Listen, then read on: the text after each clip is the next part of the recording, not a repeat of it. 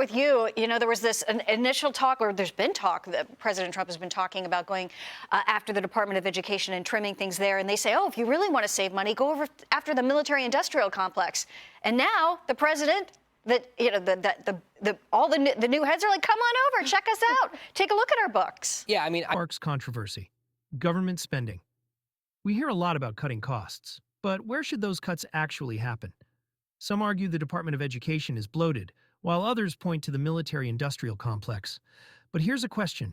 Is trimming the budget just a political tool? I think the national defense is literally something that is required for the federal government to do. So that's a difference between defense and some of these other projects that people are pretending are more important than a core existential function of government. But that being said, I think everyone understands that not every dollar is placed correctly or wisely within the Pentagon. And the fact that you have the defense secretary saying, we agree, let's look under the hood, let's try to find some efficiencies and savings in the Defense Department, I think that's right.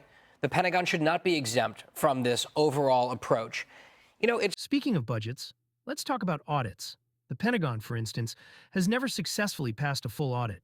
That's trillions of dollars, and yet we don't really know where every dollar goes. Imagine running a business this way. Wouldn't last a week. So why does the government get a pass? So here's the big question.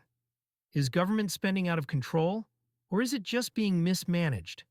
Are political parties using crises as weapons, or are they genuinely trying to fix problems? And most importantly, are we, the people, getting the full story? Might be gone, but communities are still feeling the effects of his border policies. The Los Angeles Unified School District and the New York City teachers unions are now distributing red cards to illegal immigrants. They are about the size of a credit card, and they tell migrants how to interact with federal law enforcement officials. But maybe schools, perhaps, should be thinking about education, as 69% of fourth graders, 70% of eighth graders across the country do not meet the basic reading standards. And the numbers are just as bad when it comes to math, thankfully. And then there's immigration, another hot-button issue. With schools handing out red cards to undocumented students, advising them on how to deal with law enforcement, we have to ask, should schools focus on politics or on education?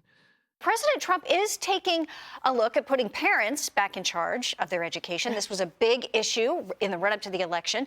He signed an executive order bolstering school choice. That has also been looked at as very controversial with some of the teachers' unions across the country. Trump's role in reshaping education policy. His push for school choice is loved by some, hated by others. But should parents have more control over their kids' education, or does that just shift the problem somewhere else? Drop your thoughts in the comments below. Let's keep the conversation going. And as always, make sure to like and subscribe for more deep dives into the issues that shape our world. See you next time.